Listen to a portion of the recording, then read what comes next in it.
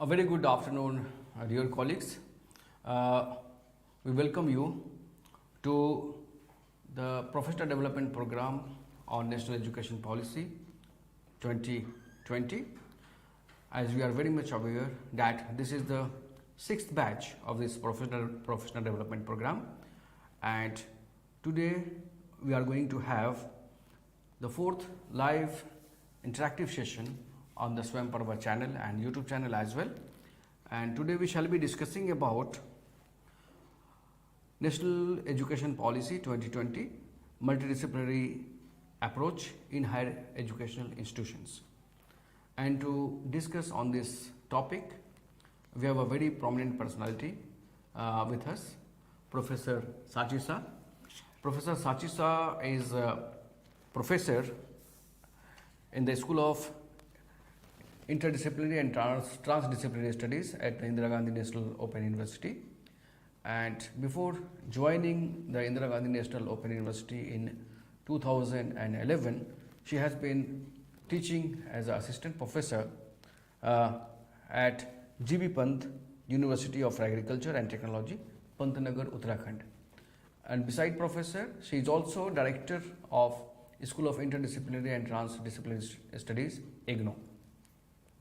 She has a greater exposure and experience of working on the environmental issues because she has a specialization in environmental sciences, and she has contributed a lot academically in terms of various publications in refereed research papers, journals, and to her credit, she has around 20 research papers.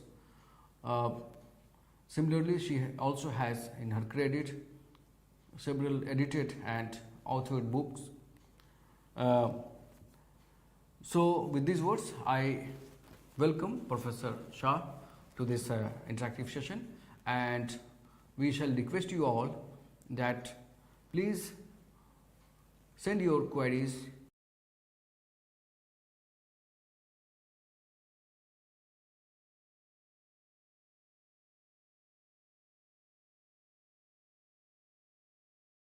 multidisciplinary approach in higher education institutions, because समय हमारे पास कम होते हैं और हमें कुछ जो general kind of questions होते हैं वो हमें अकोमोडेट नहीं कर पाते कभी कभी।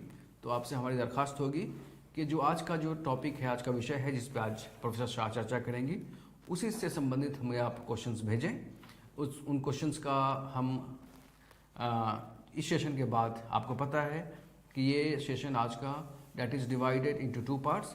In first parts, in around 30-35 minutes, Professor Shah shall be presenting with you on the topic, and in the second half, we shall be discussing your queries and questions which you are sending us through Swayam Parva Live and YouTube.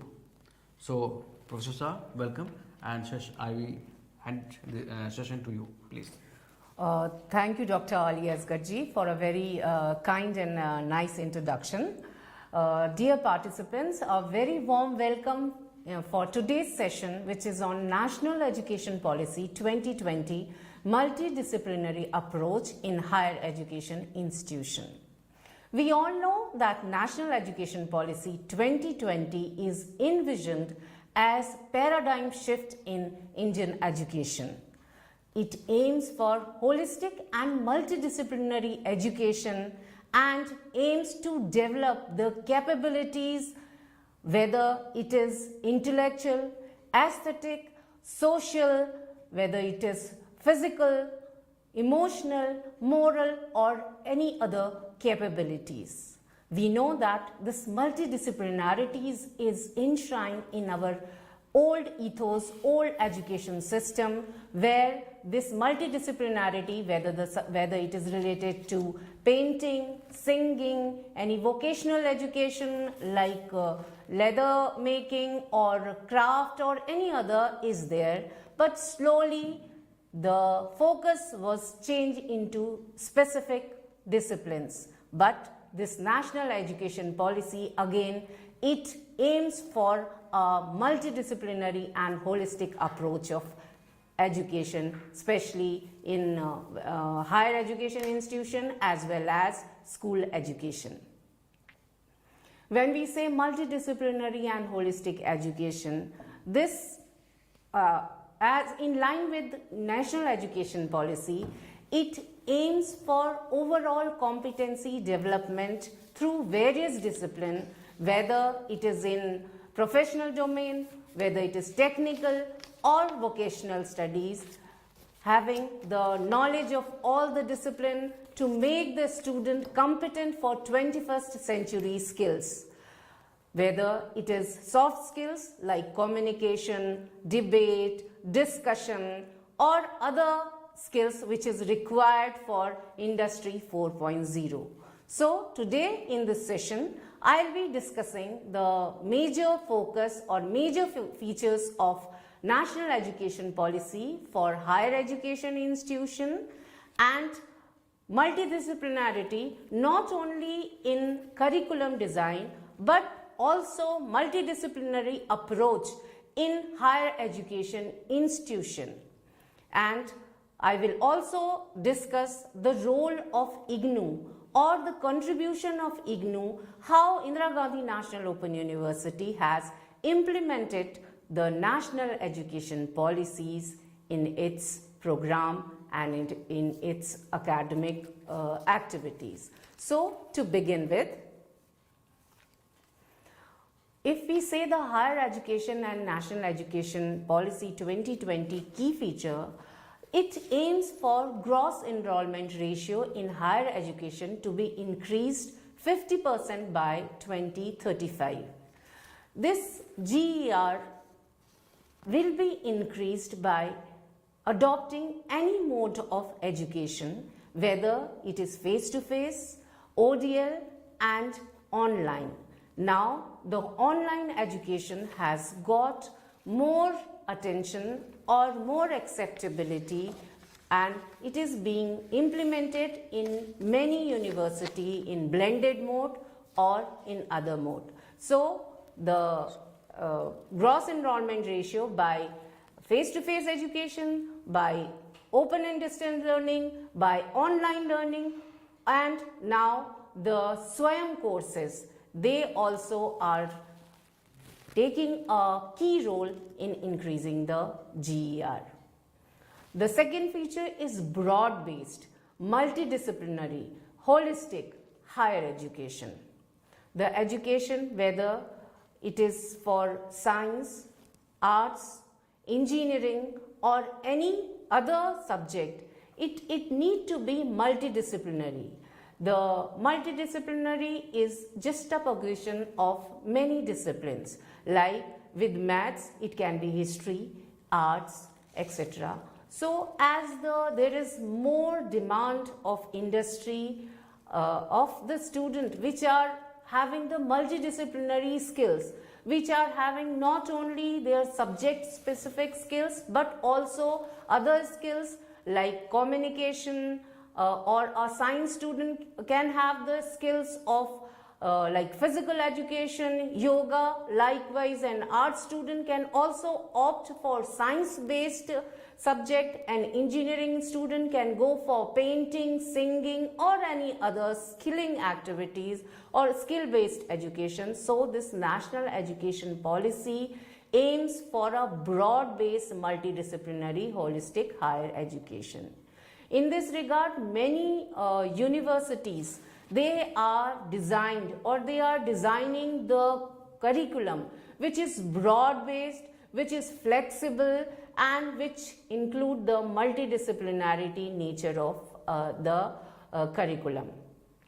For example, the national education policy, it also aims for having the learners awareness about environment or environmental education, sustainable development, sustainability, disability studies or other Indian language, Indian culture, linguistic, arts, etc. So these all are required or these all are need to be incorporated in a holistic manner while designing the curriculum.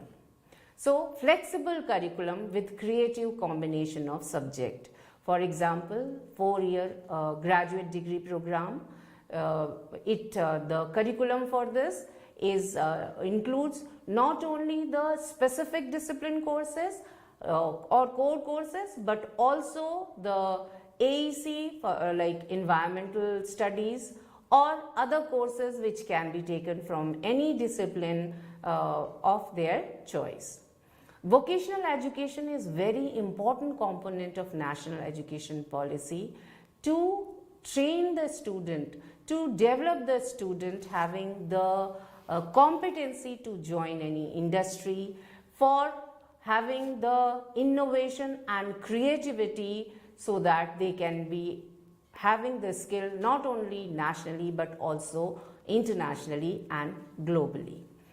The next is multiple entry and exit. This is also a very important key feature of national education policy, where if we talk about the graduate degree program, the learner can have exit after completing their first year as bachelor certificate, in second year bachelor diploma, likewise they can have their bachelor degree, and in post graduation also after completing the required credit they can exit as postgraduate diploma or master's degree. So this is multiple entry and exit is also a very important key feature of higher education as far as national education policy is concerned.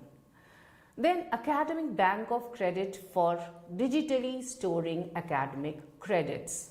The UGC has designed a platform where the university can have their academic bank of credit, and the learner by registering in their portal, they can have the choice of credit. And this academic bank of credit is also very important because there are multiple of courses which are having multidisciplinarity which are multidisciplinarity in nature, and the student according to their choice, according to their interest, can take and complete the degree. I was telling that not only the curriculum but higher education institution, they also need to be transformed into multidisciplinary institution. So by clustering, by having clubbing the resources, or by converting into multidisciplinary institutions, they need to be in a large, well-resourced, vibrant institution. The multidisciplinary education and research universities, MERUs, they are also at par with IITs, IIMs to be set up. And to adding to this, IITs also are nowadays aiming for multidisciplinary education by providing various soft skills, various vocational education courses, and also courses related to art subject. In this regard, open and distance education, online education, and digital education can play a very pivotal role. In fact, I will say it's playing a very pivotal role, and it needs to be promoted. So there is a need for creation of network of institutions which offer skill courses through hub and spoke model, and VET and other framework need to be adopted for making this network of institution.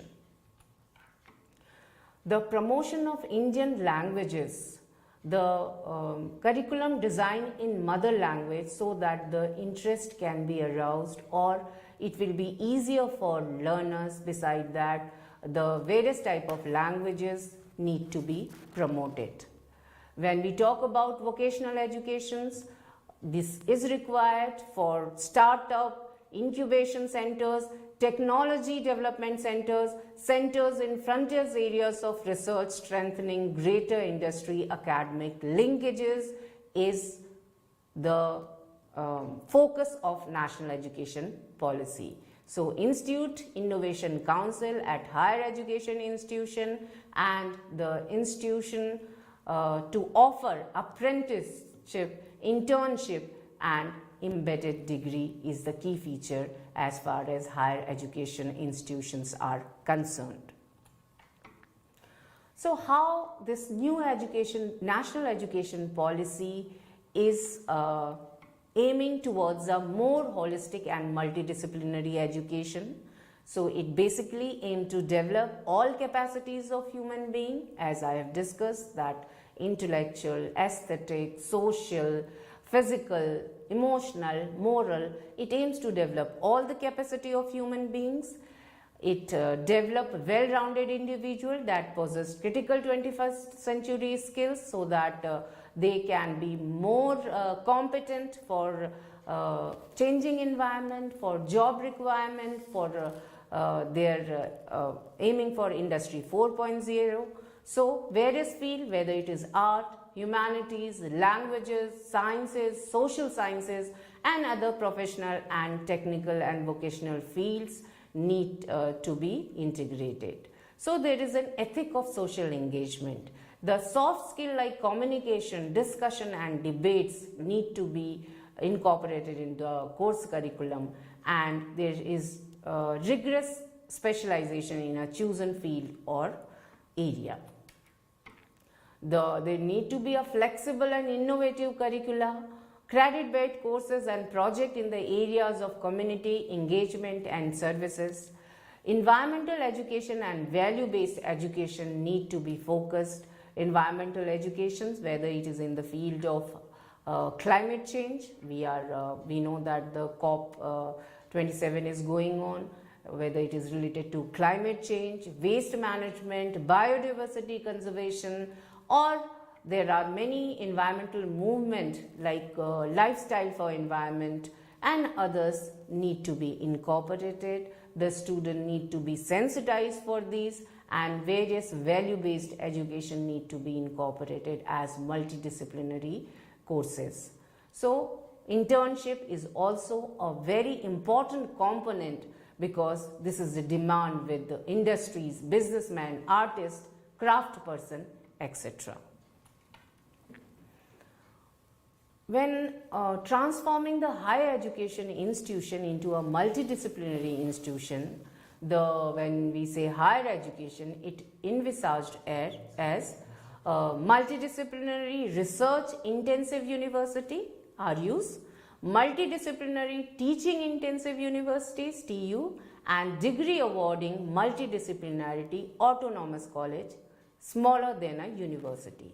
When you say RUs or TUs, the student, more than 3,000 students, they are the RUs and TUs, and less than this, they are degree awarding multidisciplinarity autonomous colleges. So the guidelines for higher education institution, for multidisciplinary institution, the main objectives are transform single stream institution into a large multidisciplinary universities and autonomous degree awarding higher education institute. UGC has recently released the guidelines regarding these multidisciplinary higher institutions. And the second objective is to strengthen institutional infrastructure which is necessary for multidisciplinary education and research. Discussing about the approaches toward the setting up of a multidisciplinary higher education institution, the guideline says that there need to be an academic collaborations between institutions through higher education clusters. In this, there may be merger of single stream institution with other multidisciplinary institution, or there may be strengthening of institution by adding departments in various subjects. There may be addition of different subjects, whether it is language, whether it is literature, music, philosophy, Indology, art, dance, theatre, education, mathematics, statistics, pure and applied science, sociology, economics, sports, translation and interpretation, and other subjects as need for a multidisciplinary education. In fact, the education, STEM education, the education for science, technology, engineering and maths, they are also going for the multidisciplinarity in their curricula. When we say the requirement for a multidisciplinary higher education institution, there need to have an orientation about the new opportunities. The institution are conducting various student induction program. The student, because they are not aware of the academic, for example, academic bank of credit, they are maybe not aware about the multiple entry and exit, how to choose the subject, what to choose. So these universities or UGC are conducting the student induction program to orient them about the new opportunity. There is option of credit mobility between institution. There is an academic bank platform under a DigiLocker framework, online and ODL mode of education, target of achieving 50% GER by 2035, and also through various SWAYAM courses. So the multidisciplinarity of higher education institution, they need these all requirements to become multidisciplinary in nature. The guidelines says that there need to be an academic collaboration between institution leading to multidisciplinary education and research. So there may be institutional collaboration which lead to the award of dual major degrees. There is a collaboration between two institutions for the award of dual degree, or through cluster of the academic collaboration can be achieved through cluster of colleges. As I was saying, there may be addition of various type of department. These department, they aims for holistic individual development, and this can be done by pulling of courses and resources from variety of discipline. These courses, they provide flexibility, they provide a pathway, and they provide an opportunity to choose the courses from the basket of the courses, and accordingly the competency, the life skill, the social skill like critical thinking, problem solving, communication, leadership, teamwork, all these can be inculcated, can be developed. Holistic development can be achieved by these multidisciplinary education. These new departments also help in increased social and moral awareness. They develop creativity and innovation, and in this, the teaching and learning, it has to be linked with life, community, and the world of work, which include various type of discipline, field of studies, and also including the STEM education. So when we are saying the national education policy, the national education policy can be implemented by increasing GER, by providing access, equity, and inclusion. And access can be increased by alternative pathway like distance and online learning, and by extending classroom through flexible and blended learning. Indian knowledge system, tradition, culture, and values, by adding these in course curriculum, the national education policy can be implemented. There need to be a curriculum of pedagogy and discipline related competencies, interdisciplinary competencies, social and life skill, happiness skill, 21st century skills, vocational, job, professional skills, all these need to be in the curriculum. There need to be a flexibility, there need to be a choice for the student so that they can take the courses according to their own interest. Holistic and multidisciplinary education, multiple entry and exit, and enabling learning environment and learner support through mother tongue as a medium of instruction, vocational education and skilling and employability, And in this regard, establishment of linkages with either industries, with the employers, and can be developed, and it should be equivalence with NHEQF and NSQF.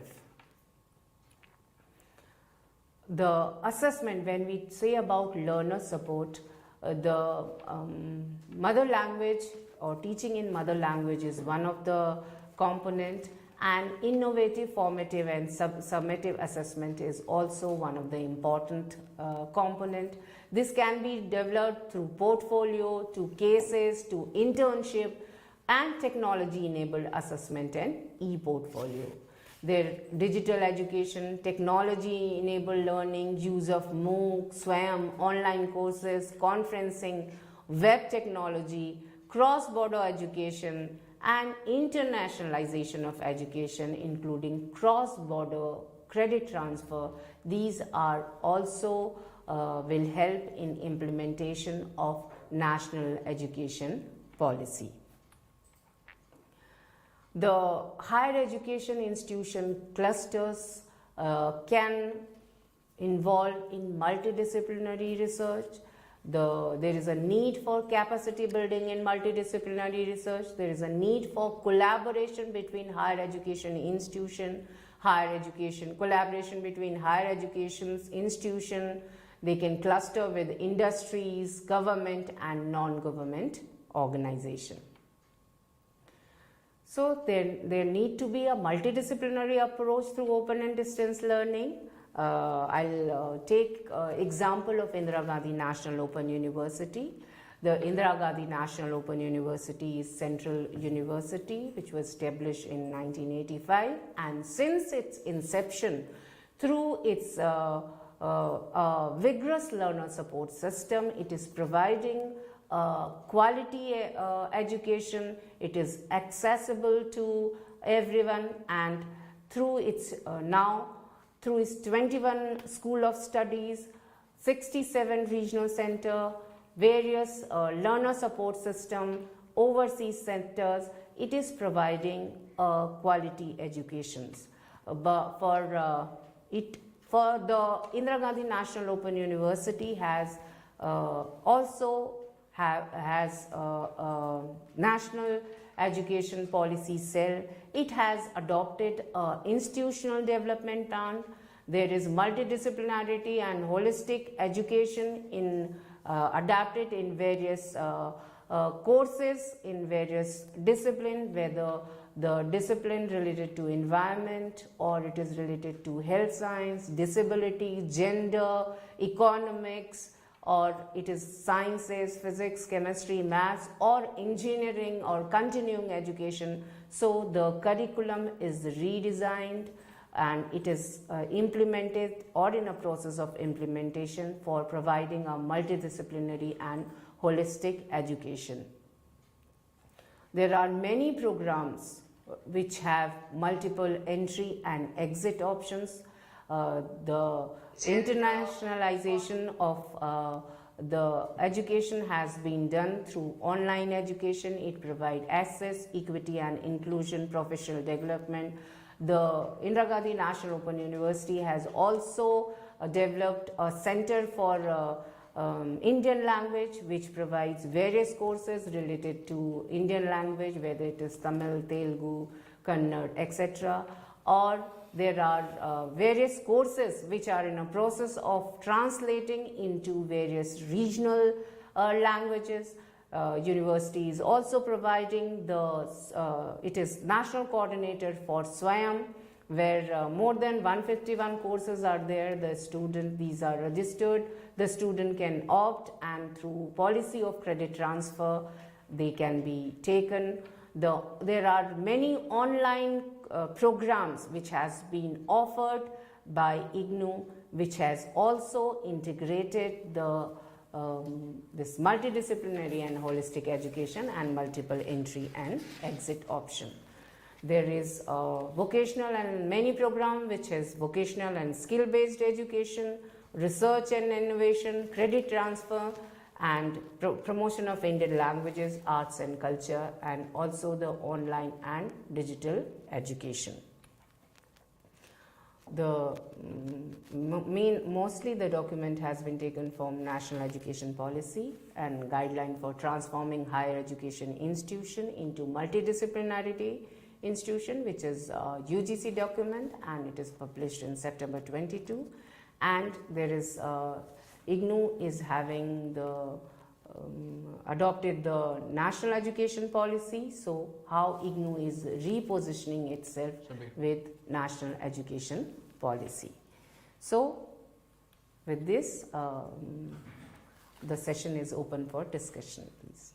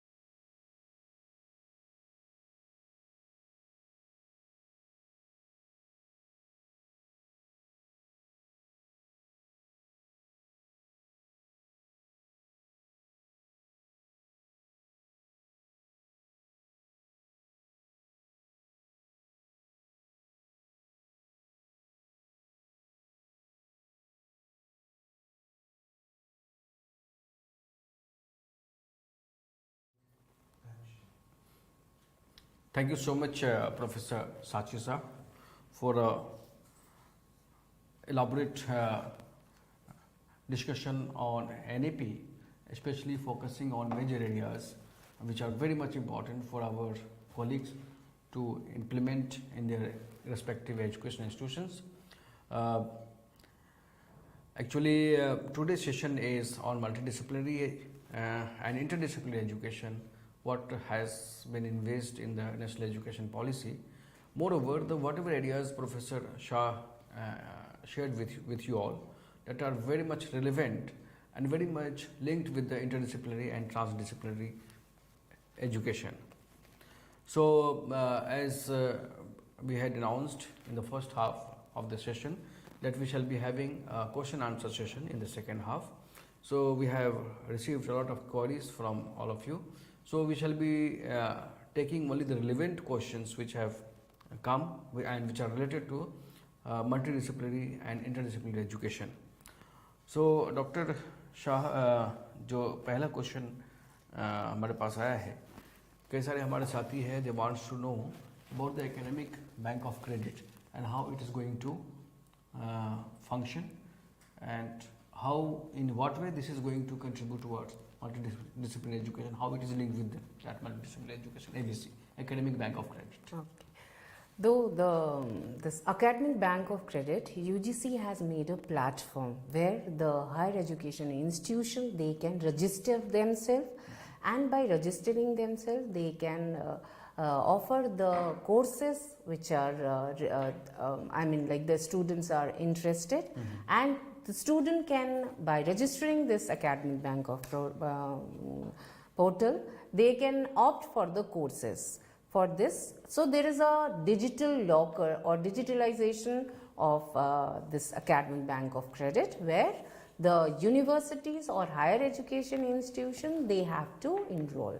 In this regard, I would like to mention that Indira Gandhi National Open University has approved this Academic Bank of Credit and already enrolled in this platform. Okay, thank you so much. Now, colleagues want to know that in National Education Policy, skill पे बहुत सारी बातें की गई हैं. जी बिल्कुल. Outcome based curriculum, learning outcome based teaching and learning process, और skill वहाँ पे काफ़ी इम्पोर्टेंट हो जाता है. और पॉलिसी ने इस पर काफ़ी फोकस किया है कि हम छात्रों के स्किल पे ज़्यादा ध्यान दें. बिल्कुल. और करिकुलम उसको एक महत्वपूर्ण स्थान दें कि बच्चों के कैसे करिकुलम के कैपेसिटी जो है, कैसे स्किल को कैसे जो है बढ़ाया जाए, उनको कैसे नई नई चीज़ें जो हैं, क्रिएटिविटी, इनोवेशन उनके अंदर लाई जाए, और कैसे कैसे नए नए स्किल्स उसके अंदर डेवलप किए जाए. तो आपके हिसाब से मल्टीडिसिप्लिनरी एजुकेशन के जरिए हम स्किल्स के क्षेत्र में कैसे हम काम कर सकते हैं, उनके स्किल को बढ़ावे को लेकर के?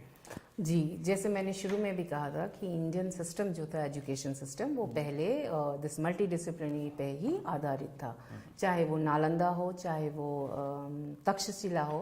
There were 64 or more than 64 form of arts, whether it is singing, painting, carpentry.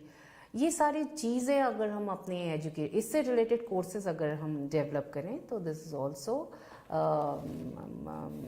will be included in various type of skills, various type of art forms, various type of dance form, various type of other activities which are providing them skill. ये सारे courses हम include कर सकते हैं जिससे कि उनको multidisciplinarity और वोकेशनल ट्रेनिंग, जैसे कई तरह की वोकेशनल ट्रेनिंग है जो उनको दी जा सकती है. मैं यहाँ पर एक आपको छोटा सा उदाहरण देना चाहूँगी. जैसे एग्रीकल्चर के क्षेत्र में कई सारे सॉफ्ट स्किल्स हैं जो कि डेवलप किए जा सकते हैं, चाहे वो अगर हम फूड इंडस्ट्री से लें या फ्रूट इंडस्ट्री से लें, जैम, जेली या इस तरह के कोर्सेज, या फिर हमारे कंप्यूटर लिटरेसी की अगर हम बात करें जिसमें कम्युनिकेशन स्किल्स हो गई, या हमारे artificial intelligence is also one thing, it is very upcoming.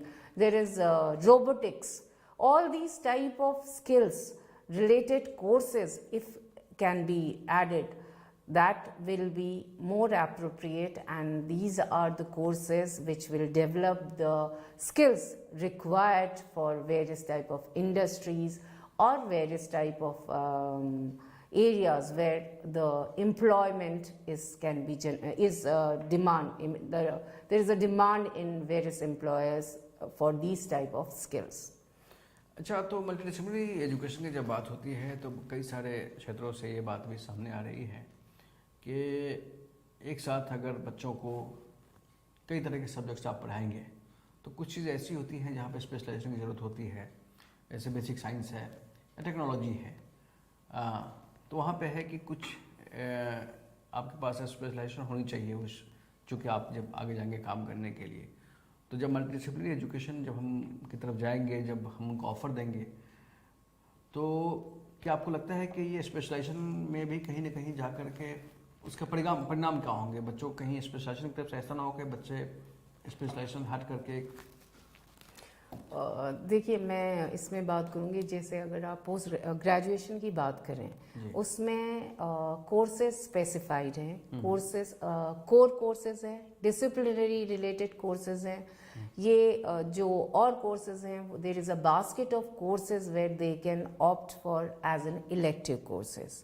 तो core courses, there are core courses which after which the student can develop the competency in their basic area.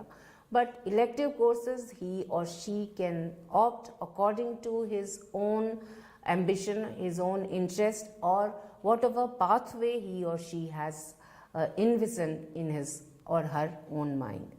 So मुझे लगता है कि इससे सिर्फ हम जिस तरह से है मल्टीडिसिप्लिनरी एजुकेशन से डेफिनेटली एक होलिस्टिक एजुकेशन दी जाएगी. जैसे कि पहले होता था, चाहे वो इंजीनियरिंग हो चाहे वो डॉक्टर हो, सबके पास अगर कोई एक स्किल रहेगी जो कि हमारी it will help in providing a holistic education and providing a holistic development. इसका मतलब ये है कि आप बात कर रही हैं कि फ्लेक्सिबिलिटीज़ होंगी लर्नर्स के पास, यानी आपके पास बास्केट्स हैं सभी चीज़ों का, है ना? As elective you can choose anything जी, but core subjects will be with you. Yes, discipline specific course. तो उस तरीके से आपका जो स्पेशलाइजेशन वाली जो आपकी जो कंसर्न जो हमारे कुछ साथियों ने व्यक्त किए हैं, जी, तो वो कंसर्न आपका दूर होता है कि आपके जो स्पेशलाइजेशन है, जो कोर सब्जेक्ट्स है, तो वो इंटैक्ट रहेंगे. वो बास्केट में वो है, वो तो आपके पास उतने क्रेडिट्स आपको पूरे करने ही करने हैं जी. उसके अलावा यानी कि देखिए, overall national education policy talks about giving greater flexibilities to our learners. So उनके पास चॉइसेस छोड़ दीजिए उनको. अगर एक टेक्नोलॉजी का बंदा है, म्यूजिक सीखना चाहता है, हम हमें क्यों रोक सके? हाँ, ये ज़रूर है कि जो टेक्नोलॉजी के जितने क्रेडिट्स उसको दरकार है एक पर्टिकुलर सर्टिफिकेट प्रोग्राम में या डिप्लोमा प्रोग्राम में या बीटेक प्रोग्राम में या एमटेक प्रोग्राम में, वो तो उसको क्रेडिट उतने पूरे करने ही करने हैं जी, है ना? तो उस तरह से आपका स्पेशलाइजेशन भी इम्पैक्ट नहीं, जैसा कि मैं समझ पाया आपकी जी, बात जी, से, जी। आपका स्पेशलाइजेशन भी आपकी बनी रहती है, और आप जो सीखना चाहते हैं, जो जानना चाहते हैं अपने सब्जेक्ट एरिया के बियॉन्ड, वो आपको उसको भी सीखने के आपके पास जो ऑप्शंस हैं वो उसके द्वारा आपको लिए खुले रहते हैं। जैसे 4 ईयर जी। डिग्री प्रोग्राम है, जी। जो चौथे साल में इसमें major focus has given in research. जी। So through the learners or the student who are interested in specialization, having the specific research, they can opt for this 4-year research degree program. Through this 4-year research degree program, they can complete their masters in 1 year, and they can also enroll in the PhD program. जी. So this is designed keeping in view the interest of all kind of learners. जी. Whether they want subject specific specialization, they can opt for research programs. If they are interested in suppose some other soft skill or other courses through their basket, through elective basket, they can opt for all those type of courses, whether it may be a pottery, it may be a painting, it may be, or a art student, he can go for artificial intelligence or drone technology or any other subject which will give him the skill for his absorption in industry or any other particular field of job market. जी, बहुत बेहतर। Professor Shah, आपने इग्नू के बारे में काफ़ी विस्तृत में चर्चा की अपने प्रेजेंटेशन में। आपने बताया कि इग्नू किस तरह से इस क्षेत्र में जो बहुविषयक जो एक एरिया है, जो इंटरडिसिप्लिनरी एक एरिया है, मल्टीडिसिप्लिनरी एक एरिया है, उसमें इग्नू के बहुत सारे प्रोग्राम चल रहे हैं।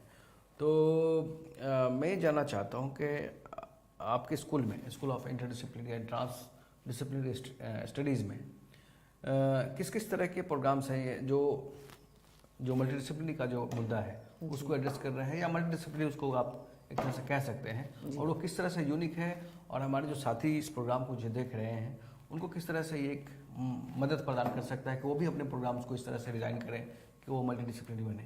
जी, कि बहुत ही कम इंस्टीट्यूशन या यूनिवर्सिटी हैं जहाँ पर एक separate school of interdisciplinary and transdisciplinary या द स्कूल जो मल्टीडिसिप्लिनरी एजुकेशन प्रोवाइड करता है। So in this regard IGNOU is one of the very unique university which has school of interdisciplinary and transdisciplinary studies, and it is established since 2009. The school aims to provide a holistic and multidisciplinary education. It offers the program cutting across the disciplinary boundaries. It offers the program which are need based, which are relevant, and which provide the holistic education. The school provide many programs. It provide a master's program, PG diploma program, it provides certificate program, appreciation program, and also various type of MOOC courses which are offered through SWAYAM platform. As far as national education policy is concerned, the school is providing through this program, it is providing multidisciplinary courses or multidisciplinary outlook. It provides the multiple entry and exit option. The school is also providing the program which are online so that it can cater the need for the not only national student and also for global student. As far as multidisciplinary programs are concerned, the school is offering the programs like Masters in Environmental Sciences, which has all the component of which related to environment, which are upcoming, which are required for the sustainable development goals. It provides the courses which are useful for all kind of sections, whether it provides the courses, whether it is related to environmental education, environmental economics, biodiversity conservation, natural resource conservation, waste management, climate change, environment and society, and so on and so forth. Likewise, the school offers Masters in Sustainability Science, which has the courses related to not only environment but also related to economics, related to social science also. The school offers a master's program in environment and occupational health, which is also an offer multidisciplinary courses. For example, it gives the courses that how the agriculture sector is affecting the occupational health, how medical sector is affecting occupational health, how industry is affecting the occupational health, and likewise the school is also offering the master program in folklore and culture studies, where not only the Indian, mostly the Indian folklore, Indian cultures have been taught, but also the other related area like traditional knowledge, like different kind of languages and other related courses are also there. The school also offers Masters of Philosophy, where the courses related to Indian philosophy, Western philosophy, Gandhian philosophy, Aurobindo philosophy, and philosophy of mind, philosophy of religion, ethics, and all the things which are basically interdisciplinary and multidisciplinary in nature has been taught. The schools offer the postgraduate 2 diploma programs which are offered through online program. Beside that, courses which is related to climate change, waste management, and MOOC courses. So through this school, the national education policy, the courses are offered in line with national education policy, keeping in view the multidisciplinarity in nature, the multiple entry and exit options, the providing the blended mode of learning, in the sense that the classes has been conducted through online, through various social media platforms, and also by providing the digital education, by providing online platform for having the student support system.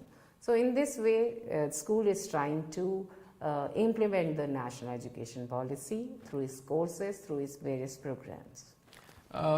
Is there also some programs or courses at your school where there is option for multiple entry and exit, and how it is happening? Yes. Please explain. We are having, I'll give you first 3 master's program. Okay. They are having multiple entry and exit option.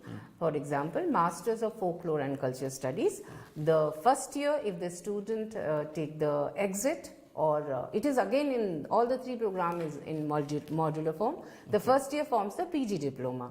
Like first year PG diploma in folklore and culture. The second year the student will get degree in MA in folklore and culture studies. Okay. Likewise, MA in sustainability science. The first year it is again in modular form. The first year will form the PG diploma in sustainability science, and the second year will form the MA in sustainability science. Likewise, the third MA course, that is MA in environment and occupational health. The first year will be PG diploma in environment and occupational health, and after completing the second year course, it is again masters in environment and occupational health. So in that way, yes, it is in modular form, multiple entry and exit that has been provided to the learners. One question is related to this aspect. Suppose a student who has completed PG diploma in folklore, okay, and after 2 years that person, yes, again comes to join the MA program. Will you allow, yes, him or her to take admission in this second year of master's program? Yes, lateral entry is there for all the master's program. Even the student, not only 2 years, there is no time limit. After many years also, the student can come and take admission in the second year for all these master's courses. So yes, lateral entry is there, exit is there, and these are in modular form. So that is totally in line with national education policy. These are giving some sort of model, yes, to how our colleagues can design their program, yes, master's level programs, and how they can also ensure that there is a provision for multiple entry and exit and lateral entry as well. Right. So very good example, madam. Right. During your presentation, you talk about creating multidisciplinary higher educational institutions. Yeah. In that scenario, what kind of approaches are being adopted and can be adopted so that those vision of the national education policy is fulfilled? Like I have discussed, there may be multidisciplinary institute which are having teaching university, there are research university, or there may be cluster colleges. So there are many universities which are having the, they can collaborate through various type of, it may be academic collaboration, there may be different kind of guidelines through which they can collaborate and form according to their mandate, according to their academic counseling, academic council, according to their higher education institutes, what is the framework. They can form any kind of collaboration to provide the degree. Like we talk about the dual degree. So there may be a host institution and the main institution through different type of MOU or academic collaboration or whatever is envisaged.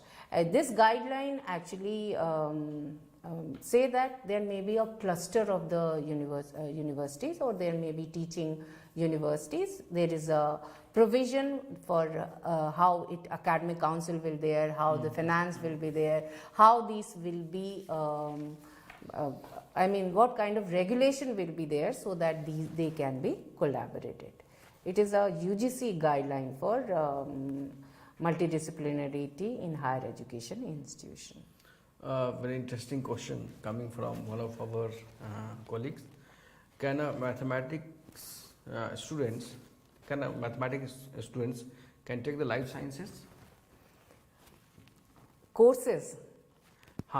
Suppose that person, he or she is doing honors in mathematics. Can he also take the life sciences? Just I mean there are two things, whether he can take courses or whether he can go for dual degree. That is one thing I think he's asking.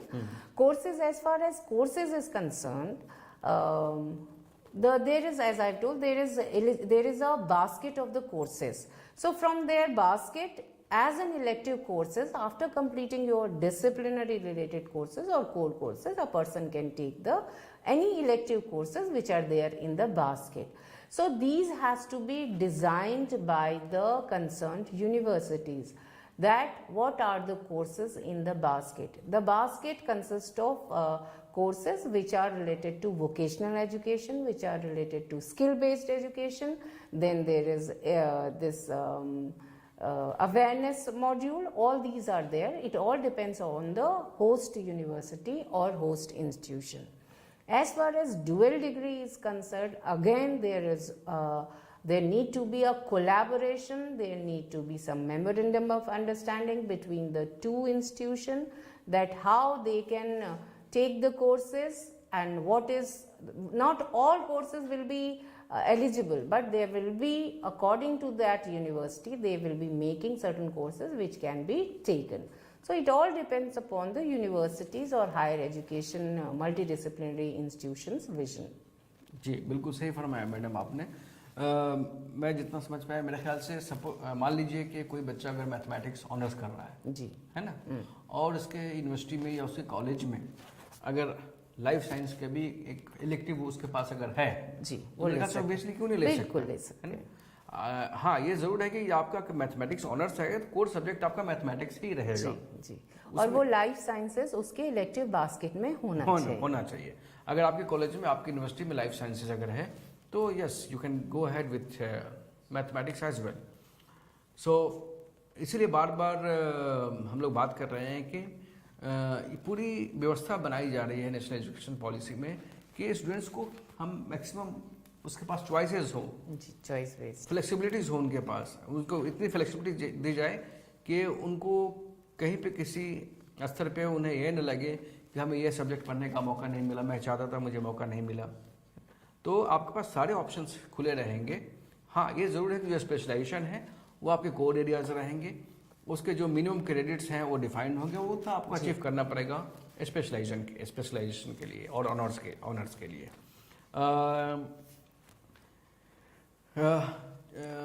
2-3 minute अभी और बचे हैं तो हम लोग एक और question हम लोग डिस्कस करने के बाद इस सेशन को हम समाप्त करेंगे।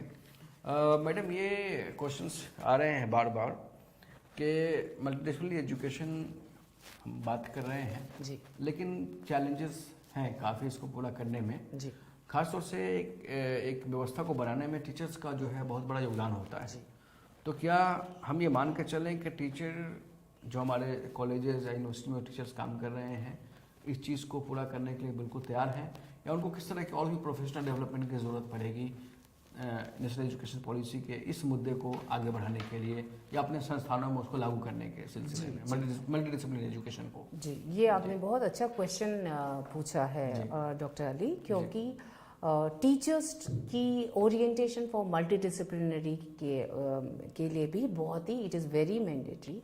सो in this guideline it has been proposed that in most of the institution or most of the university there need to be a education department which can coordinate or which can train all the teachers across the university about this multidisciplinarity of higher education institution. So teachers also need to be trained for how to develop the courses for multiple entry and exit, how to include the multidisciplinarity in their program, how to make the curriculum more flexible, how to include the program which include the soft skill, vocational skills and other programs, and also the learner support in different languages, providing the various type of assessment tools, whether it is online tools, whether it is technology enabled tools, like I was telling about portfolio and other things. So teachers training is also very much important and it is envisioned in the national education policy. So in this regard, this FDP also, this program is also a very important and very pivotal step in training all the teachers as far as national education policy is concerned, its different component, and not only multidisciplinarity but also about institutional development plan, how to make the institutional development plan, also about academic bank of credit on Indian languages, Indian knowledge and other skill based courses, how to develop, because like there are many institutions which are totally on science based, there are IITs, IIMs, there are many medical universities, there are many institutions which are specialized for art subject. So all these courses, how interdisciplinarities can be incorporated, how the component of national education policy can be incorporated. For that, teachers training or teachers orientation or teachers program is very, very important. Thank you so much, madam. We are now out of time, so हमें यहाँ पर रुकना पड़ेगा. आपका तहे दिल से बहुत बहुत शुक्रगुजार हूँ कि आपने अपना कीमती समय निकाल करके इस प्रोफेशनल डेवलपमेंट प्रोग्राम में शामिल हुए और अपने आइडियाज़ को, अपने अंडरस्टैंडिंग को आपने हमारे साथियों के साथ साझा किया. आपका बहुत बहुत शुक्रिया. आज के सेशन की समाप्ति से पहले एक घोषणा. कल हम फिर 3 से 4 के बीच आपके बीच उपस्थित होंगे और कल का टॉपिक होगा institutional development plans in higher education, institutional development plans in higher education. और कल के रिसोर्स पर्सन होंगे स्वयं प्रभा लाइफ के प्रोफेसर आर भास्कर और उनके साथ होंगे doctor Niradhar Dey from Indira Gandhi national open university. एक और घोषणा कि इस सेशन के तुरंत बाद जैसा कि आपको पता है कि 4:15 बजे से लेकर 5:15 बजे तक from 4:15 to 5:15 PM we broadcast the recorded video. Today we shall be broadcasting 2 videos for you. First video will be on the same topic what we are discussing, we have just completed, that will be holistic and multidisciplinary education and multiple entry and exit. And the resource person for that video is Professor Sudeep Ranjan Shah from School of Sciences, Indira Gandhi National Open University. And another video will be broadcasted on the topic of governance and leadership. And for that, resource person is Professor T.V. Katimani, Vice Chancellor, Central Tribal University, Andhra Pradesh. So we will request you to please आप इस दोनों video को भी देखें और कल हम फिर आपसे मिलेंगे. तब तक के लिए हमें आज्ञा दीजिए. बहुत बहुत धन्यवाद. नमस्कार.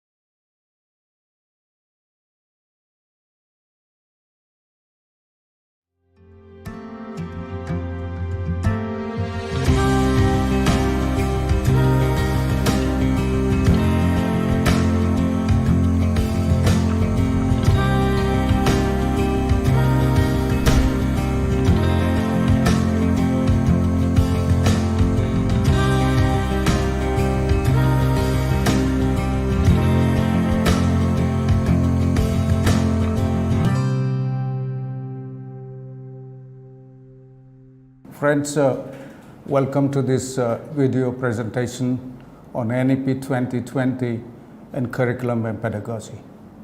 We as teachers, we all have been teaching all through our career. We have been doing our curriculum course design in certain ways, and we have been taking care of teaching learning, whether we are teaching face-to-face, online, blended, and otherwise also. NEP 2020 stipulates some of the very innovative ways of doing things, and I will highlight some of them, and therefore it takes care of the holistic and multidisciplinary perspective that NEP has been talking about. What you see on your screen is that the main thrust so far pedagogic curriculum is concerned. The National Education Policy 2020 talks about Indian culture and values, indigenous knowledge, Bharatiya Gyana Parampara, regional and local languages, local dialects at the school level, even in college and university level, also teaching in local language, even the professional areas of medical science, engineering, and so on and so forth. It talks about pedagogy in context, putting theory into practice, almost 50-50 formulation that 50% should be diverted towards internship as well as activities, student engagement, and practicum. Multidisciplinary, I'll talk about that, and holistic, interdisciplinary. Already the UGC has the outcome-based learning framework and graduate attributes, which we would also take into consideration. Accreditation of prior learning insofar as skill development is concerned, and transferring the skills or the credits for the skills with evidences available towards putting in more credits and giving exemption to those credits and take towards a certificate, diploma, or degree. Skilling and employability is the major issue, which is an integral part of teaching learning process and curriculum in NEP 2020. In fact, two have been very important in NEP 2020, that a liberal arts foundation course would be compulsory across the board, including professional education, which will develop social and life skills, happiness skills, and vocational education and training or skilling and employability would become compulsory part of the curriculum across the board. Technology-enabled learning is the issue that NEP is talking about, to tell into the mainstream of teaching and learning, rather than keeping it as supplementary or complementary. It should be integrated into our teaching learning process.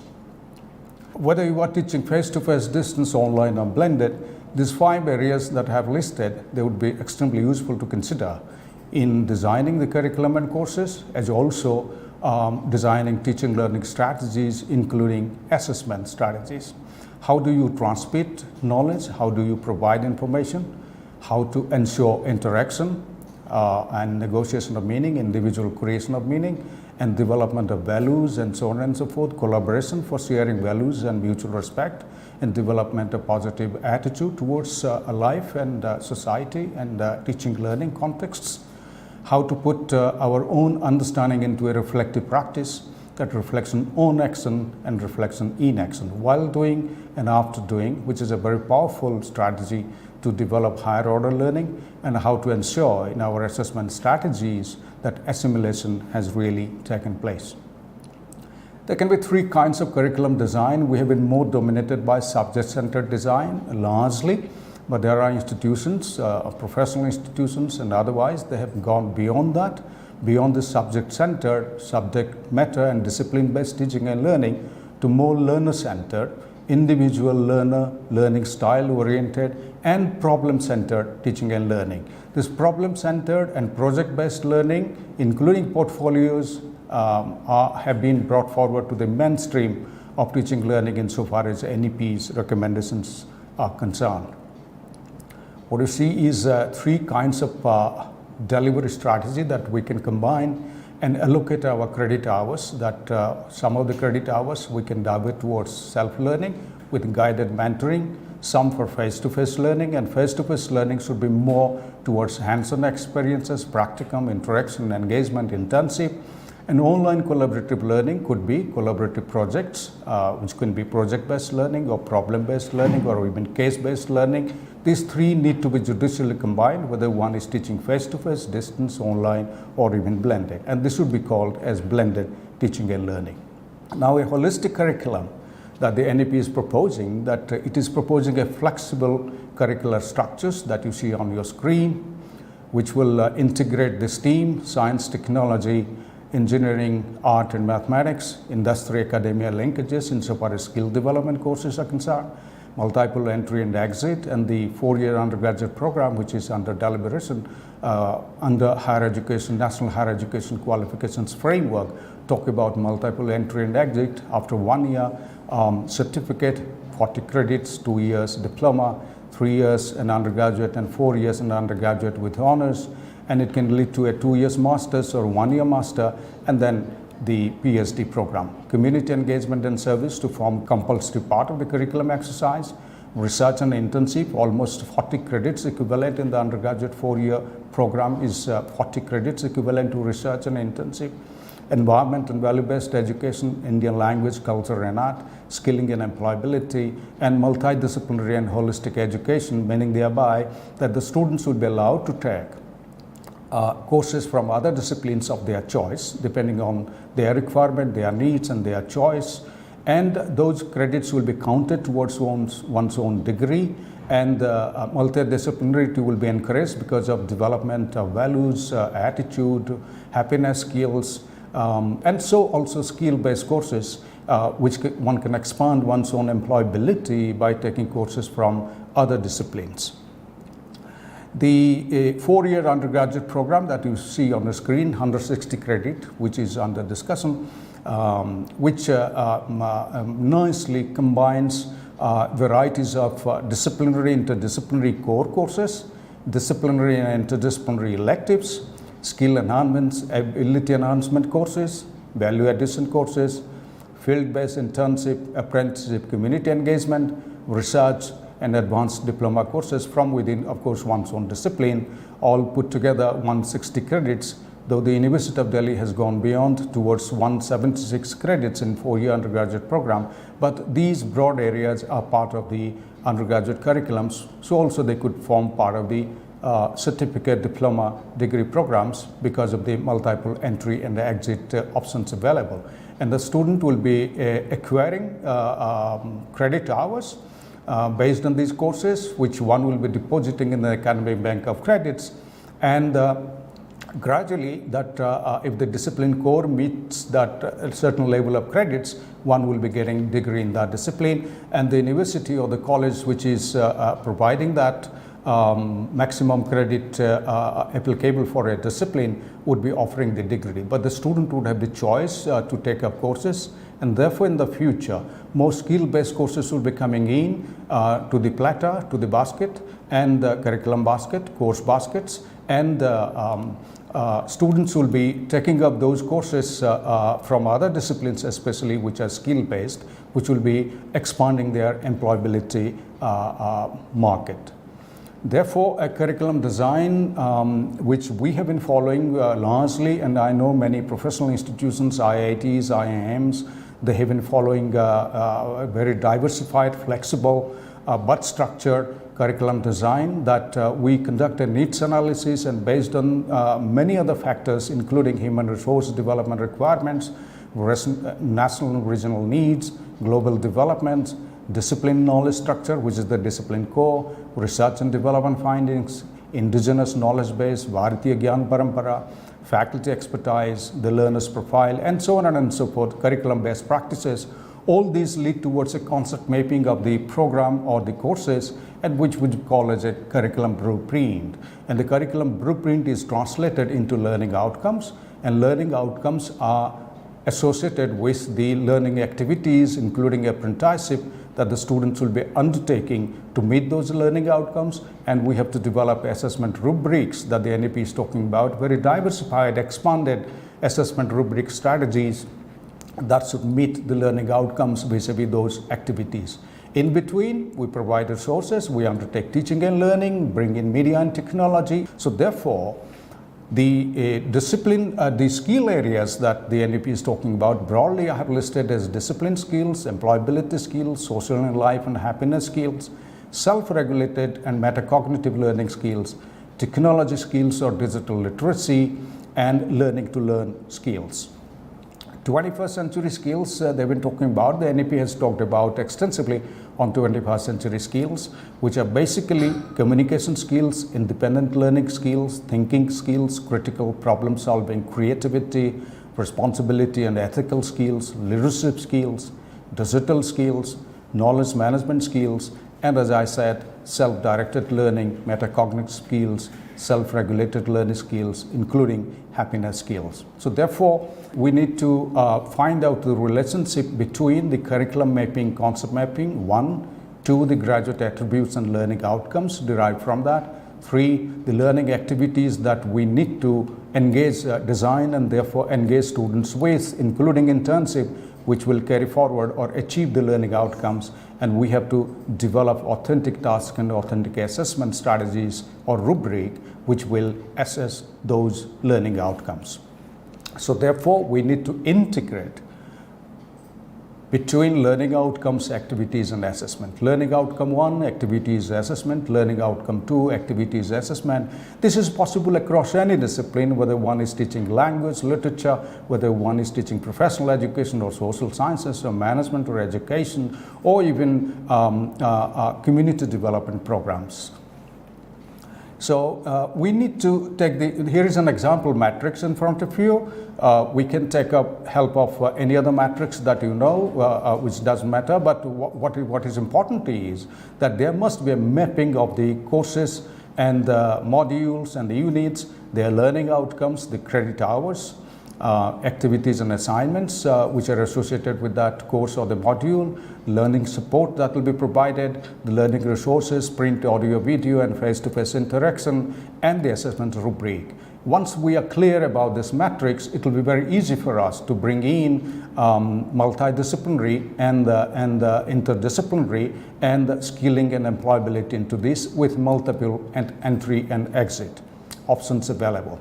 The resources that we could consider, there are many resources available in this country. There are also MOOCs available elsewhere that one can take up also MOOCs to study, but those should be recognized by the statutory bodies of one's own institution. For instance, the MOOC courses resources that are available is the best and the largest is the SOEM platform with a 4-quadrant approach, as you must be familiar with.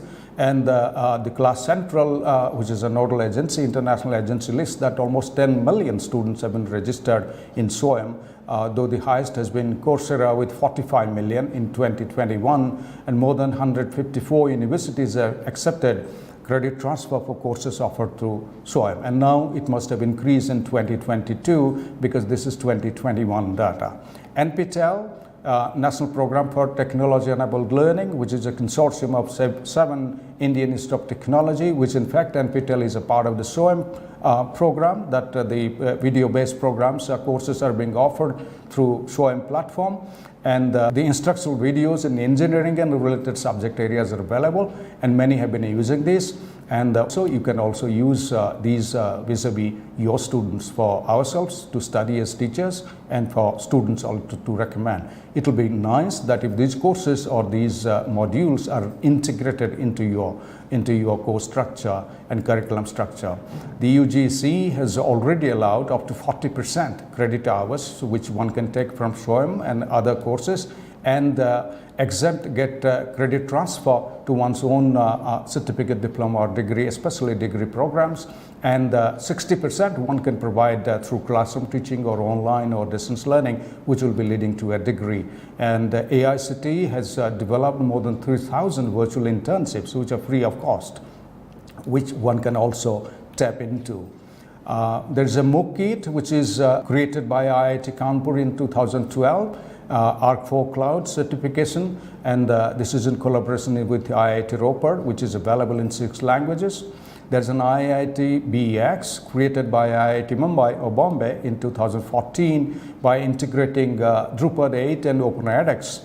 And this has got 4 kinds of MOOCs available which you can use: Edu MOOCs, Skill MOOCs, Tech MOOCs, and Live MOOCs.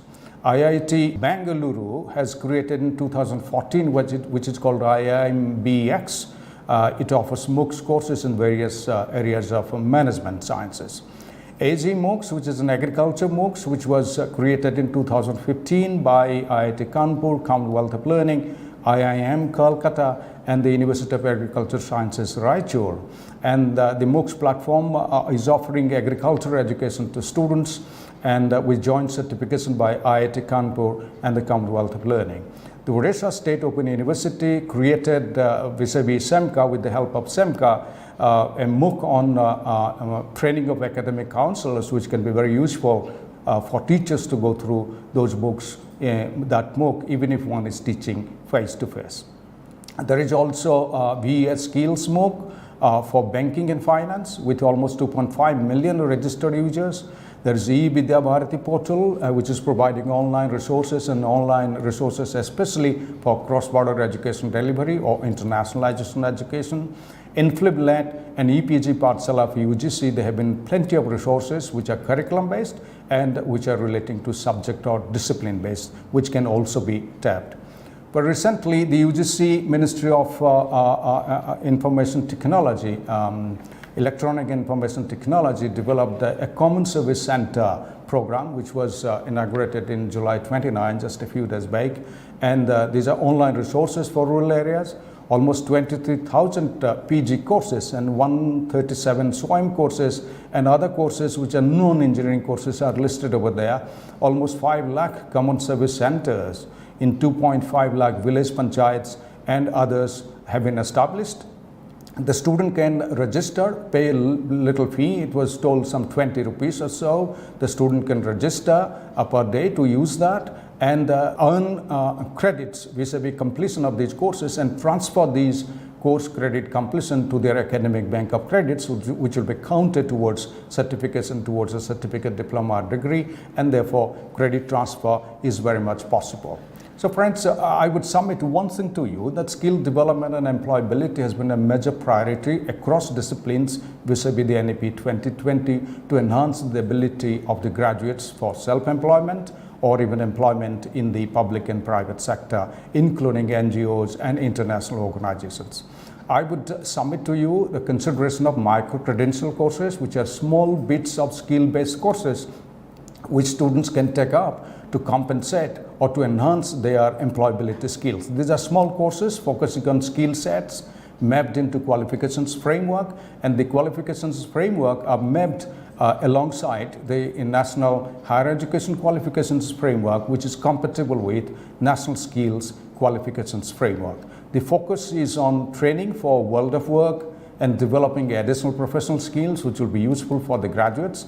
They will enhance the employability skills which are benchmarked against the industry frameworks, because now it is coming up that the skill-based curriculum should be developed in collaboration with industry and in conformity with the National Skills Qualifications Framework, and the students will be able to show evidence-based assessment, and therefore award is possible, and micro-credential course credits could also be transferred to one's own certificate, diploma or degree.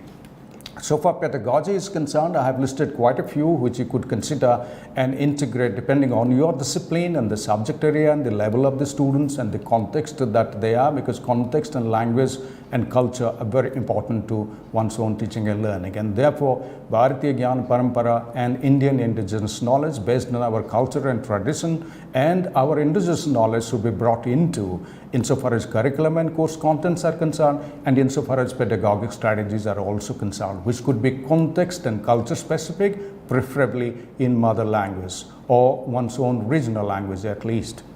They could also be in English or any other language.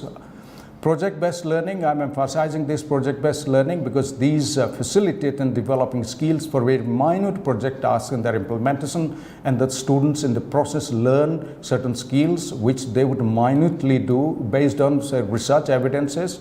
These are policy research, this could be any kind of projects that they will be doing. Case-based learning, besides project-based learning, I must also note that we should consider problem-based learning. So the problem-based learning and project-based learning should be brought to the forefront, which we are considering much less, except that in like a master's dissertation or a project or internship project, but this should form an integral part of teaching learning process all through the year or the semester. Case-based learning, working on a case or a problem with guided inquiry, with mentoring support provided by the teacher, and collaborative learning and teamwork and experience sharing, which the students can undertake. They would learn higher order skills based on these. E-portfolio, portfolio as well as e-portfolio. This is a very important, most probably for me, the best strategy that we can bring in, that the students can create their own portfolio, which they would showcase as an evidence of the application of their relevant skills that they have learned.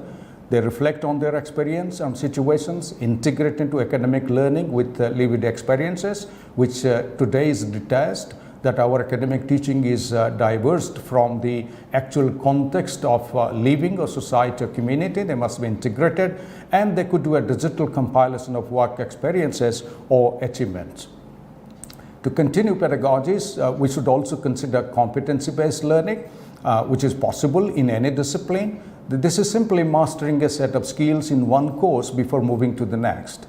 That is the application of knowledge in practical situations, and those competencies could be based on the learning outcomes. Conversational learning or learning through dialogue, which is very much possible online. I have brought in, say for instance, an online model or any proprietary LMS platform discussion forum interaction where collaboration, reflection, experimentation, active engagement by sharing application in local context is very much possible, because the students will bring in their experiences from their local context, which other students will get enriched. So combining theory and skills, and combining theory and skills on the one hand and the lived experiences of the students, bringing the experiences from their own context. This will be very enriching insofar as collaborative learning, cooperative learning is concerned. Finally, I have listed self-regulated learning and metacognitive learning, which we must consider very seriously, that the students would be taking charge of their own learning, facilitated by the teacher. That the students would, teacher's responsibility would be to develop the skills and competencies of the students, that they will take charge of their learning. They will set goals, they will manage their time, they will decide what help is needed, they will search resources, choose learning strategies, their own learning strategies suitable to them, reflect on them, evaluate their learning outcomes. Meaning thereby that the students will take full control of their learning, they will monitor their own progress, and they will focus on learning outcomes. All the process is facilitated and mentored by the teacher. What you see on your screen is a representation, collation of the learning outcomes, starting from knowledge, understanding till creativity level, and finally the constructivist learning, that the students' engagement with the context and learning the way one would like to learn or one is proficient to learn. So depending on one's own ability, that the learning task will be designed and context would be provided to the students, so that they will best engage efficiently and effectively in that process of learning. Knowledge could be multiple choice questions, understanding, oral examination, poster presentation, application through case study, analysis, course essays. Essays are very important in teaching and learning besides multiple choice tests. Creativity by project-based learning and problem-based learning, which I have already talked about. And constructivist learning, for me, would be best possible. In fact, the research says it is best possible through developing portfolios, including e-portfolios. So finally, to conclude, friends, that I will spend a few seconds on portfolios, different kinds of portfolios that we can bring forward to our learning, including school level learning as well as college and university learning across the board: social sciences, humanities, commerce and management, and education, other community development courses, so also professional courses of engineering, medicine, pharmacy, and so on, and architecture. Developmental portfolios, which are very much subject specific portfolios. Planning portfolio, which is an entry level early ability mapping of the students, that the students, you could call them as prior knowledge assessment or something like that. A proficiency portfolio, the graduate attributes and the outcomes, learning outcomes, which are joined together in a learning journal or a diary or called a portfolio. Showcase portfolio, the evidence which can collect and collate the best of the works of the students and the graduates.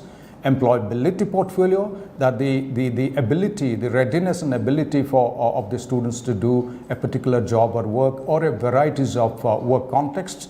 And success potential portfolio which is required for admission to the next grade. So friends, to conclude what I have said very briefly in this program, I have highlighted that we need to reconsider and qualitatively enhance our curriculum and course design and our pedagogies that will be used in translating courses into action, engaging students more, reflecting on their engagement, facilitating students to reflect on their engagement, and bring in more multidisciplinary courses, especially skill-based courses from other disciplines, even knowledge-based courses from other disciplines, value-based courses from other disciplines that the students would like to take up. And we should also design in such a way multiple entry and exit is possible. There are plenty of resources, some of them important that I have quoted over here, mentioned here, that the students need to be engaged with, and teachers need to bring those resources and build those resources into their teaching and learning within the classroom or even outside the classroom or at a distance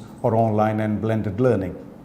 And finally, I must submit to you that it needs a holistic planning of curriculum and course design for the holistic development of the students. I hope that you found this useful. You must read the NEP more, and some of the good practices that are coming up from different institutions from time to time to ensure that we are very much at what exactly we need to do insofar as our own curriculum design and pedagogic design and teaching learning is concerned. Thank you very much.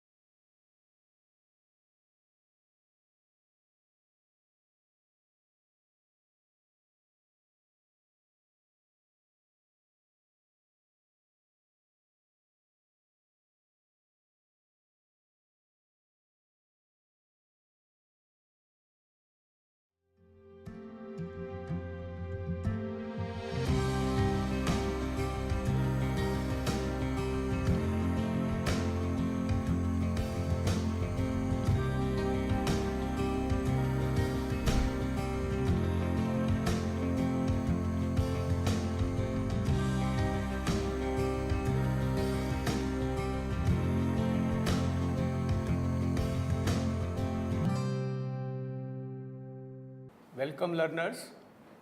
Today we are going to talk about the perspectives relating to multidisciplinary education and also how it is going to affect our learning space. For me, I am currently working as director of this institute, which you could see from this visual, and this was one of the first inter-university center to look at the fundamental question that what is the building block of matter. So this is one such center which started exploring the possibilities in nuclear sciences, but later on we realized that this can be used for multi-dimensional aspects, and now the name of this center is changed to Inter-University Accelerator Center. So when I talk about the evolution of Indian higher education, if you go back to the 5th or 6th century to 5th century AD, there was Takshila, and this Takshila was established in Gandhar, which is now in Pakistan. The Vedas and also the 18 arts, which included skills such as archery, hunting and elephant lore, they were taught in these school of learnings, law schools, medical school and school of military science. The Ayurvedic healer Charak, he studied at Takshila. Arthashastra by Chanakya, Kautilya was also composed at Takshila. It is not me, but you can see it from Wikipedia.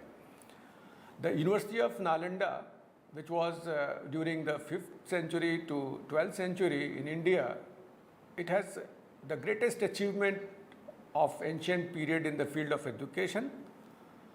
It was one of the world's first residential universities, and about 10,000 students, 2,000 teachers, they were on the campus, and the faculty student ratio is unimaginable. It was 1:5.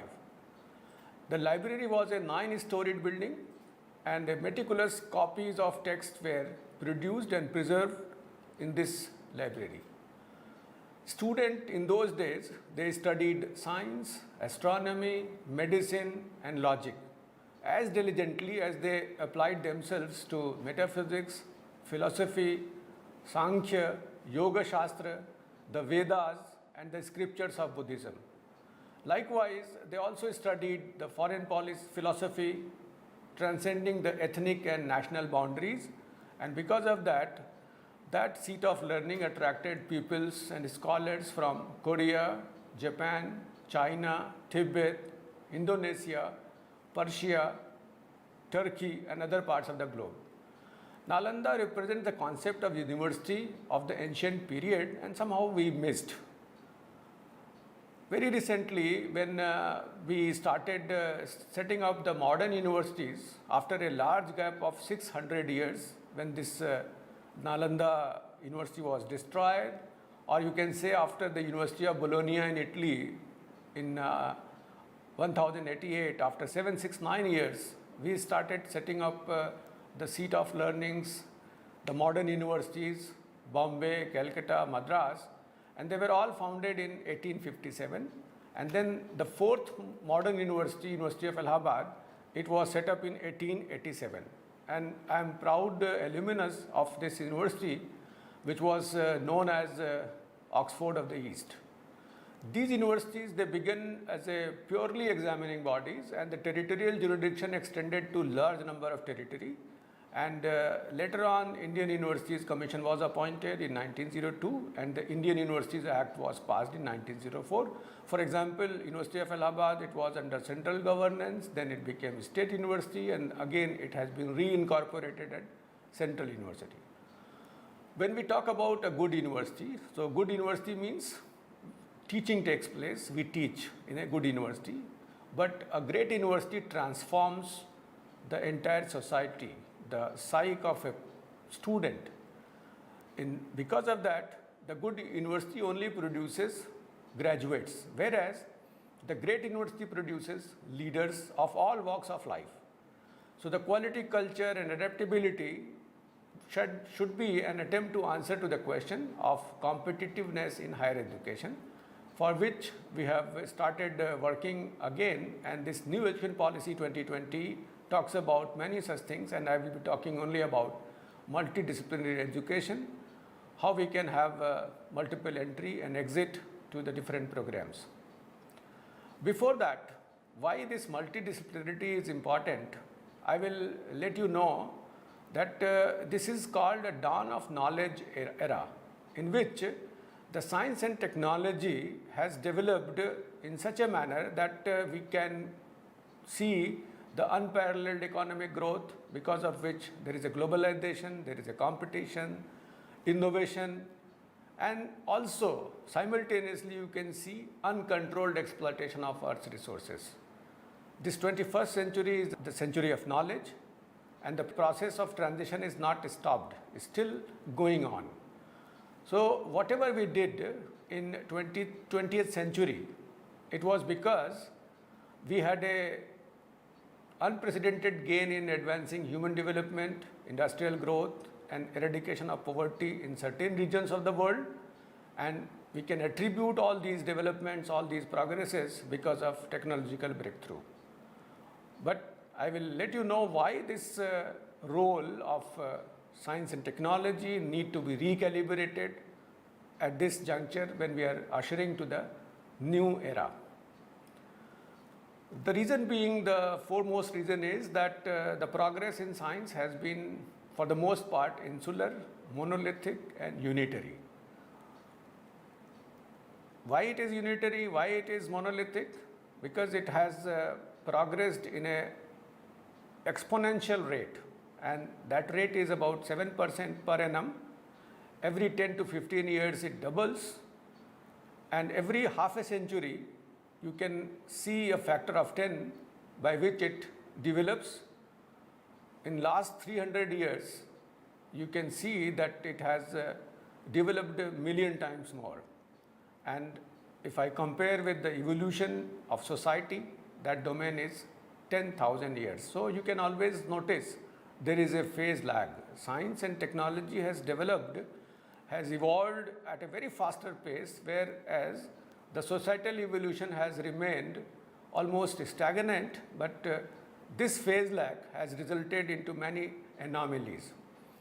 So when we say that scientific revolution has outpaced the social revolution, not only for a few years but over a century now, because of that you can see many issues which are now bothering you. Maybe it is environment, energy, health, natural hazards, the species are getting extinct, the unsustainability which is in your consumption, and also because all these things you can see that inequalities are growing. The gap between haves, have-nots, those who know, those who don't know, that gap is growing, and there is a divide which did not come into sharper focus soon enough.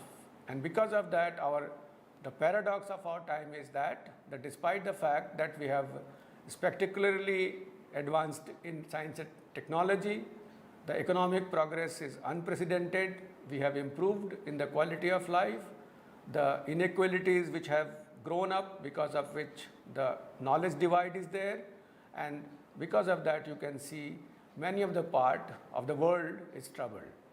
On the other side, without minding the scarce resources, we have started consuming at a faster rate, because of which the resources are depleting, and the planet, the Earth planet, is at stress. And in very recently, this IPCC that was that recognized the climate change because of anthropogenic activities, and for which Nobel Prize was shared by IPCC and Al Gore, just to highlight that this unsustainability of our activities, which are because of our activities, human activities, the climate change is inevitable, and it is going to bring many catastrophic changes in the society. This is one such example. If you visit any part of the country, you will find the water bodies which are at distress, none of the water bodies, the rivers, they are in the pure state of the form, and because of overconsumption, they have become unsustainable. Many of the cities across the world, even Delhi, that becomes gas chamber. It is difficult to survive in those days when the humidity and also this fume, the gas exhausts keep people bothered. The air quality becomes poorer, and sometimes it also helps many such problems which are due to this. So what we call, these are the effluents of the effluent. What we can do without using the single use of plastics, we are using without knowing how this is going to affect the environmental pollution, how the environment is going to get degraded. And very recently you might have also come to know that there was a foam which was floating when Eastern India people, they wanted to have a festival in Yamuna. So Yamuna was converted in a different, like we used to say it is foam filled with the foam. And many of the rivers, for example, Varanasi is known because there are two rivers, Varuna and Assi. Assi river is almost converted as a nala. So that is another issue which is bothering you, and we have to be mindful. The other important thing is the health and human being, they are affected because of epidemics, because of several terminal diseases, and because of the quality of life. The aging population is on the higher side, but we are not able to sustain their activities, and this is one such area in which we need to worry, and that is many of the species, they are getting extinct. So why this is happening, we need to look at this part, and because of that we have to have the phase lag which is there between societal lag and also societal evolution, and also the technological development need to be minimized to make people understand that we have to work for the sustainability of this earth. Another important dimension which has been added is because of the shrinking time domains. Way back in 1830, when Faraday discovered about the Faraday's law, it took more than 50 years to get it implemented in terms of some kind of technology, electricity. The DNA model which was proposed by Watson Crick, 20 years took for genetic engineering to take forward. Very recently, when carbon nanotube by Ijima came in 1991, within 10 years it got implemented in logic circuits. So what you can notice that in the last 30 years, and if you compare the last 15 years, 5,000 years, the last 30 years are the years which have generated more new information as compared to the previous 5,000 years. So that is another area in which the time domain has shrunk, and you could see the number of different revolutions which took place when mechanical production started, the first industrial revolution, then second industrial revolution, then the third industrial revolution, and now we are at the brink of the fourth industrial revolution, which is based on cyber physical systems. So at the end of 18th century, this industrial revolution 1.0 came. Beginning of the century, this 2.0, 70s, 3.0, today it is 4.0, and the complexity level is increasing. The other important thing is that when we started working with the basic telephone, it took 75 years to reach to 100 million customers, but the games which are coming, the online activities which are going, in 1 month we can reach to 100 million customers. So that is another shrinking the domain, and for this, the changes which are there due to the fourth industrial revolution, we need to have different kind of employability skills. So these skills are necessary to survive in 21st century, because the trouble which is there, the troubled world, because of this knowledge gap, because of the galloping consumption. So the violence and terror, changing skill sets, the employability requirements, lifelong learning necessity, changing the learner profile, be it family structure from joint family to nuclear families to large number of demographic dividend which is due to which gives you the adolescent concerns, and also the growth of knowledge which I have just exemplified, the changed work environment, people have become tech savvy. We have to look at different ways by which we can access information, and also assessment can be done, and that necessitates the changes in our curriculum or pedagogy. We are also requiring different kind of thinking skills. It was not only rote learning which was predominantly utilized by the learners. We have to experiment, we have to compare, we have to invent, we have to go for critiquing, we have to go for interrogating, we have to go for judging. So these are some of the higher order thinking skills which need to be worked out, and you could see the earlier pedagogy heavily relied on the lower level of competencies, that was remembering, understanding, applying. So they were the lowest level of competencies. But in coming days, when we talk about the new higher thinking skills, we need to know about how we can analyze, how we can evaluate, how we can create. Creativity should be there, and because of that, we need to change in the assessment forms. And for that, the focus in the new age science is not only addressing human needs and concerns, but also there are many opportunities which are described in form of UN Millennium Development Goals, for example, hunger, health, education, environment, that are linked with the global change research programs, that is climate change, energy issues. So the education system should be geared up to take the challenges so that this Millennium Development Goals can be attained.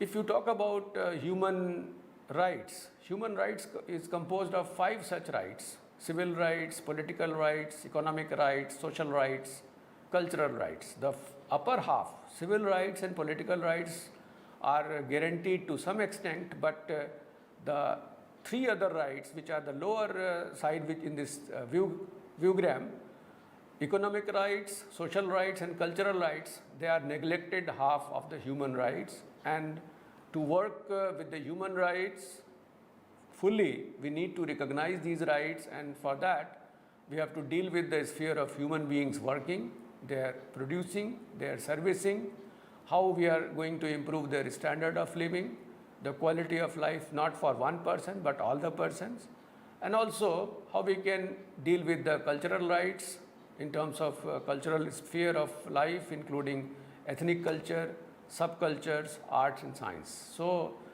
these neglected half of human rights, they are again depicted in unfinished MDGs, the Millennium Development Goals, which can be classified as social, economic and environmental. You can have this no poverty, these are the 17 millennium goals, zero hunger, good health and well-being, quality education, gender equality, clean water and sanitation. If it is economic SDGs, then affordable and clean energy, recent work and economic growth, industry, innovation and infrastructure, reduced inequalities, sustainable cities and communities, and sustainable consumption and production. Environment SDGs are also important, very much important. They are climate action, life below water, life on land, whereas 16th and 17th goals are the means of implementation of these SDGs. Now the question arises, what can science do? In the 21st century, we have to have a more inclusive view of science. It should not be insular, it should not be monolithic, it should not be unitary. And the conception that science is autonomous is now considered as unsustainable. So if we do not remove the phase lag between societal evolution and also the technology development, we are going to be faced with the several sustainability issues. So the new role of science talks about innovation by talking to other streams of knowledges with the science, keeping view the sustainable development part for which we have to innovate, and for innovation we require higher thinking skills, which was missing in our sets of skill when we were simply focusing on remembering, understanding and applying some of the things.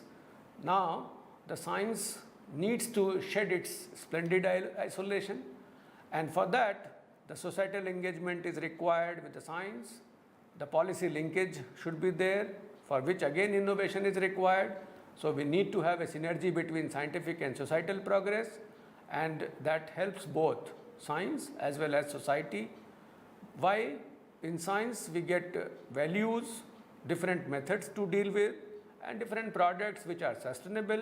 On the other side, unless otherwise society accepts the developments of the science and technology, it is equitably distributed, and also it also keeps in mind that unless otherwise it is sustainable, we are not going to use those products, or we have to minimize the uses.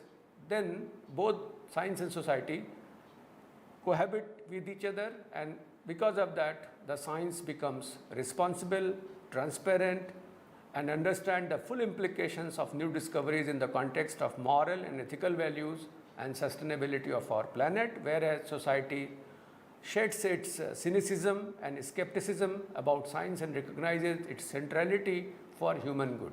So that means the compartmentalization of our education system, in which those who used to study only science, or even in the sciences the branches were divided into biological science, life sciences, or mathematical science, or physical sciences, they were not talking to each other. And the problem, or the real problem, the solution of these real problems lie at the interface of many disciplines. It is not limited to only one discipline, for which we need to train a particular segment of the society or the student by simply giving some knowledge about the know-how, or giving the technical know-how to understand the technique and apply the technique for just for the sake of applying the technique. Instead, we should have good appreciation that where several such techniques will be required, by which we can actually solve the real problem and find out the problem which are needed for the sustainable development of our country. Another important thing is that if you look at the pass percentage and also the learning outcome, if you are good at understanding, the chances of failure will be minimum. If you don't understand, definitely the student is going to fail the examination. On the other side, this quadrant also gives you a kind of feeling that if you know better, if you have a good understanding, you will pass the examination. So on top, both the things are same. Like if you understand better, the chances of failure will be minimum, and chances of passing will also be reasonably good.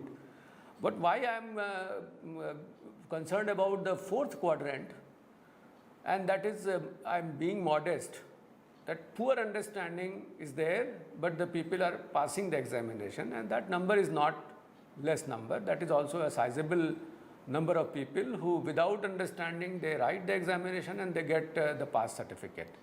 So that is a matter of concern for all of us, and unless otherwise we ensure that the student has understood or the learning outcomes are achieved, this will be a simple example of getting some kind of certificate without knowing much. To handle those issues which I have just summarized, the new education policy has come forward with a new vision, and that vision is nothing other than the Takshila, the Nalanda vision. When we had all these things, that this policy is talking about holistic education, the futuristic education, the flexibility in our system that gives you value-based quality higher education, promoting access, equity, affordability, accountability, and also on top of that quality. Everything is required for developing good, thoughtful, well-rounded and creative individuals by enabling them to develop their character, ethical and constitutional values, intellectual curiosity, scientific temper, creativity, and spirit of service.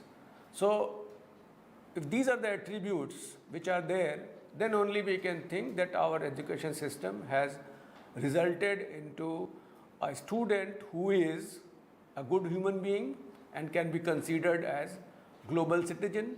So the concept of Vasudhaiva Kutumbakam is only possible if we have well-rounded individuals who are trained for their values, for their all-round development, with having all kind of intellectual curiosity, and that is what is needed out of this system.